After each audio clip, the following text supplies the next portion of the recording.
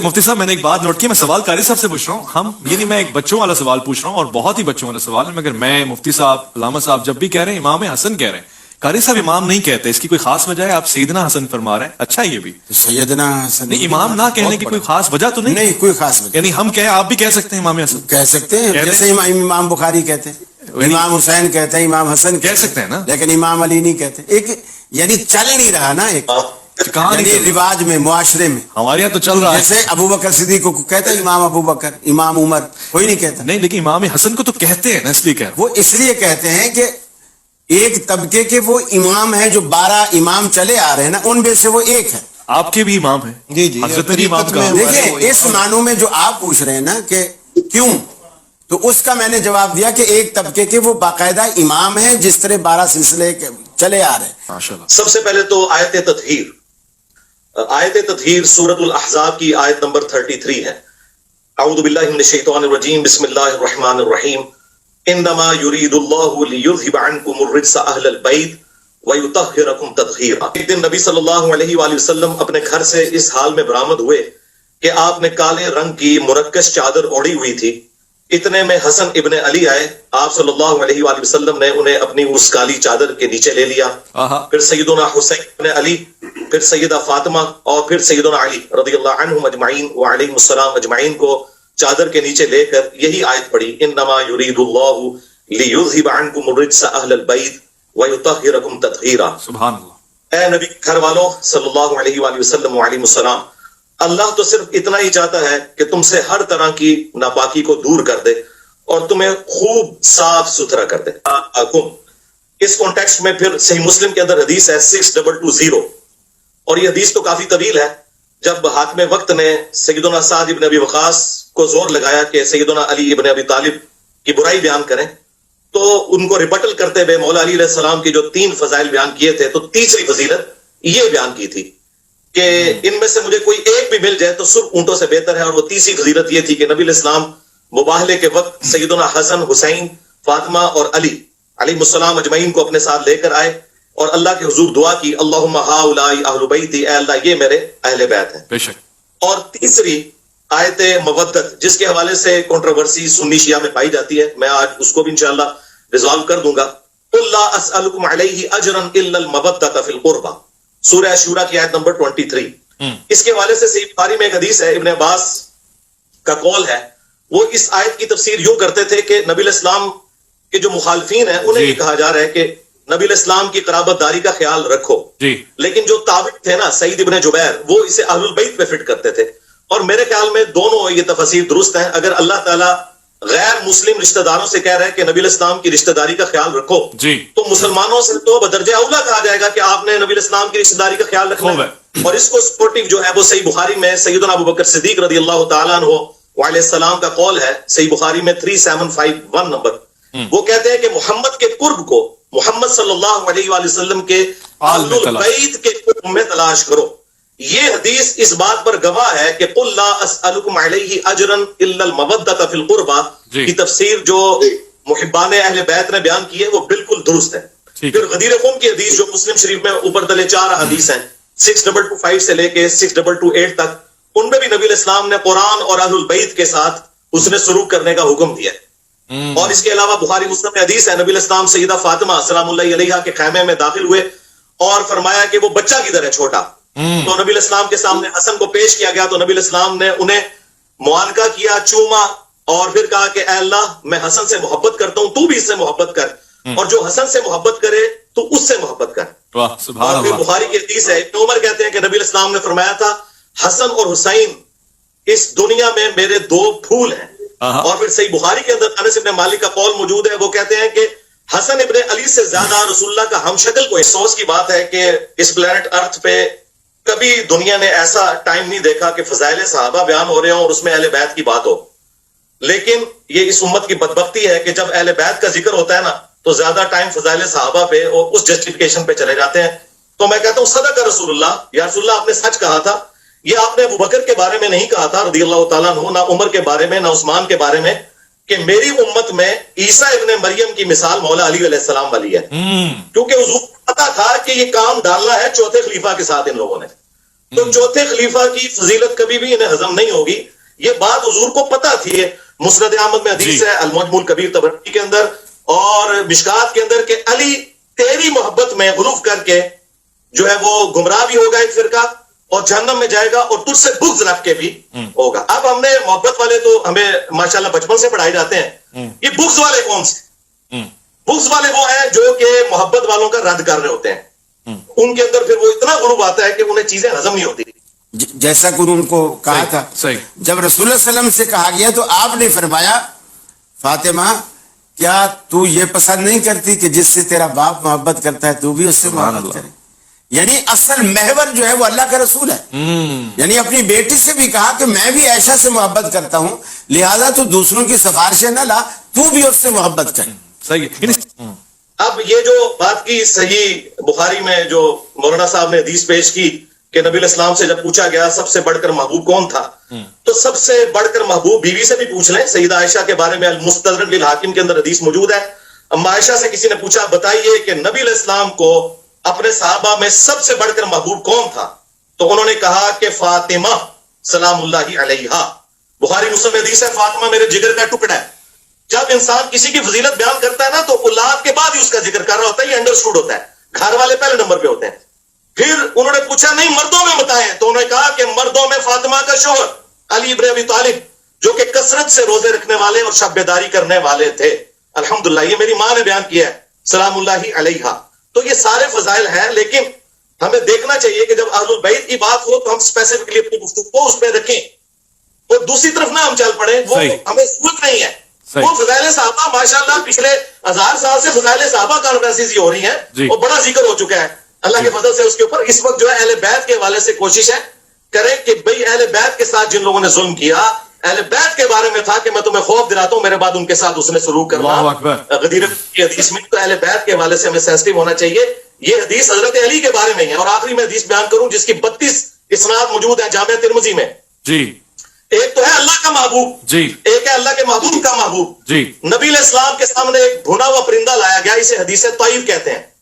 نبی علیہ السلام نے کہا اے اللہ میرے ساتھ اس شخص کو بھیج یہ پرندہ کھانے کے لیے جو اس مخلوق میں سب سے بڑھ کر تجھے محبوب ہے. اللہ اکبر. تو سیدنا علی رضی اللہ تعالیٰ عنہ تشریف لے آئے اور پھر ساتھ بیٹھ کے بھنا ہوا پرندہ کھایا. تو ایک اللہ کے محبوب ہے اور ایک اللہ کے محبوب ہے. الحمدللہ. تو فضائل سب کے ہیں, لیکن جب ہم آج بات کر رہے ہیں تو انشاءاللہ صلح حسن میں بھی انشاءاللہ جب آپ سوال پوچھیں گے تو میں انشاءاللہ صلح حسن سے بھی پردہ اٹھاؤں گا کہ صلح حسن کی آڑ کے اندر جس طریقے سے امام حسین علیہ السلام کی شخصیت کو ملائن کیا جاتا ہے, حضرت علی کی گستاخیاں کی جاتی ہیں, تو میں اس صلح کا بالکل پول کھولوں گا بخاری, ابو داؤد, ترمذی کی روشنی میں انشاءاللہ حقائق پبلک کے سامنے رکھوں گا, لیکن جب آپ سوال کریں گے تب انشاءاللہ. انجینئر صاحب نے اگرچہ ہمیں نام نہیں لیا کسی کا, لیکن ٹارگٹ تو کیا. اس میں یہ کہ انہوں نے یہ بات چھیڑی کہ جب فضائل اہل بیت کی بات ہو تو یہ خواہ بیچ میں صحابہ کو گھسیڑ کر اس سے جو ہے وہ علیحدگی کا اختیار کرتے. تو کیا یہ کام انہوں نے آج نہیں کیا کہ یعنی صحابہ کی تعریف ان کو برداشت نہیں ہوئی اور اس کو تنقید کا نشانہ بنا موضوع امام حسن علیہ السلام. یہ کوئی موضوع میں یہ کوئی شرعی حکم ہے آج کے دن صحابہ کی تعریف نہیں ہوگی, صرف حضرت حسن کی تعریف. دیکھیے حضرت حسن صاحب کہ جو جس نظریے پہ اور جس موقع پہ آپ نے یہ سلو فرمائی ہے, یہ حضرت امام حسن کی آپ فتح بھی اس کو کہہ سکتے ہیں. بے شک یہ امام حسن کی ہی فتح, کیونکہ جو اپنی شرطیں منوا جائے لکھا کے کہ یہ میری طرف سے پھر شرط ہے, فتح بھی تو پھر اسی کی ہوئی نا. معاملہ یہ ہے کہ اصل میں امام حسن علیہ السلام کی میری طبیعت, آپ 10 دن سے میں آپ کے ساتھ ہوں, آپ جانتے ہیں بڑی رواداری والی, کبھی میں بات نہیں کرتا. میں سمجھتا ہوں امام حسن علیہ السلام کائنات کی مظلوم ترین شخصیت ہے. امام حسین علیہ السلام کے قاتلوں کو اور ان کے ساتھ زیادتی کرنے والوں کو تو ہم نام لے کے بھی کئی کچھ کر دیتے ہیں, لعنت بھی کرتے ہیں, اور ان کے لیے ہم کہتے ہیں کہ برات کا. امام حسن علیہ السلام وہ مظلوم شخصیت ہے کہ کہاں ان کا, کس جگہ پہ ان کا خون تلاش کریں. معاملہ یہ ہے کہ امام حسن علیہ السلام کی جو شرائط تھی نا آپ نے لکھوائی, اصل میں آپ کی یہ بصیرت تھی, آپ نے یہ ایسا اقدام کیا کہ قیامت تک آنے والی نسلیں جو ہیں وہ ان لوگوں کی حقیقت کو جان لیں جن لوگوں کے ساتھ ہم نے یہ شرطیں طے کی ہیں. میں یہ عرض کرتا ہوں, اگر کوئی یہ کہے کہ وہ جی آپ تو تاریخ کی بات کر رہے ہیں, ہم حدیث کی بات کر, معاملہ تاریخ کا یا حدیث کا نہیں ہے, معاملہ راویوں کا ہے. مثلا حضرت سیوطی ہیں یا ابن کثیر ہیں, وہ اگر حدیث کی کتاب لکھیں تو پھر ٹھیک ہے, اور اگر وہ کوئی تاریخ کی لکھ دیں تو پھر غلط ہے. اسلامی تاریخ کی اس سے بڑی توہین اور بھی کیا ہوگی کہ یہ کہہ دینا ہم نہیں مانتے تاریخ کو.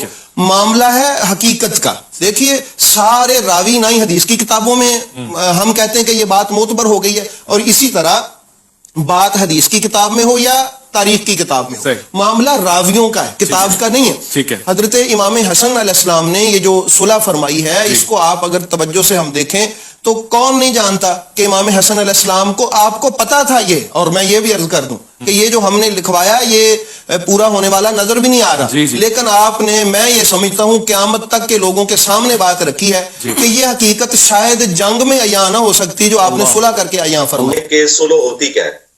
صلح کا مطلب یہ ہے کہ دونوں طرف کی پارٹیز نے اپنا موقف رکھا اور کنسنسس کے ساتھ کوئی ڈاکومنٹ تیار ہوا. صلح ہوتی ہی اس وقت ہے جب شرائط طے پا جائیں. صلح حدیبیہ کے اندر کیا شرائط طے پائی نہیں تھی؟ اگر شرائط نہ ہو تو صلح نہیں ہوتی ہے, پھر تو ایک بندے کی جیت ہوتی ہے دوسرے کی ہار ہوتی ہے. جب دونوں برابر کے لوگ آ جائیں تو صلح کرتے ہیں اور وہ شرائط طے کرتے ہیں. لہٰذا یہ آؤٹ آف کوشچن ہے کہ وہ شرائط ہے تھی یا نہیں تھی. جس طرح صلح حدیبیہ کی شرائط تھی اس طرح صلح حسن کی بھی شرائط تھی. لیکن اس کے لیے یہ چیز یاد رکھیں کہ حسن ابن علی رضی اللہ تعالیٰ عنہ علیہ السلام نے جو یہ صلح کی ہے یہ قرآنی حکم پر عمل کیا ہے. بعض لوگ سیدنا علی رضی اللہ تعالیٰ عنہ پر خفیہ تان کرتے ہوئے یہ کہتے ہیں کہ حسن ابن علی تو مولا علی علیہ السلام کو اپنے دور میں, دور خلافت میں کی گئی جنگوں سے روکتے تھے. بالکل یہ جھوٹ ہے, نعوذ باللہ من ذالک.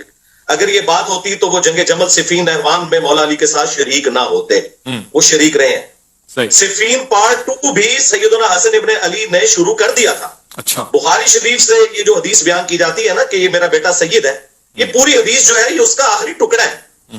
یہ حدیث کافی لمبی ہے. یہ سٹارٹ اس سے ہوتی ہے کہ حضرت عمر بن عاص رضی اللہ تعالیٰ عنہ حضرت معاویہ رضی اللہ تعالیٰ عنہ سے کہتے ہیں کہ میں اپنے سامنے وہ لشکر دیکھ رہا ہوں کہ جب تک اپنے مخالفین کو بھگا نہ لے وہ یہاں سے ہلے گا نہیں. وہ لشکر مولا علی علیہ السلام کی روح نہیں لے کے آئی تھی, مولا حسن علیہ السلام جو مولا علی کے بیٹے تھے وہ لے کے آئے تھے. ٹھیک ہے, یہ حدیثیں آدھی نہیں ہمیں پڑھنی چاہیے, پوری حدیثیں پڑھنی چاہیے. تو پھر حضرت معاویہ نے کہا کہ اگر یہ قتل و غارت ہوا تو پیچھے امت کا کیا بنے گا؟ تو حضرت عمر بن عاص نے کہا کہ ٹھیک ہے پھر میں پیچھے سے سنبھالوں گا. تو پھر اسی گفتگو کے دوران حضرت معاویہ نے کہا کہ کیوں نہ ہم حسن کے سامنے صلح پیش کریں, کچھ ہماری بات وہ مان لیں کچھ ہم ان کی مان لیں.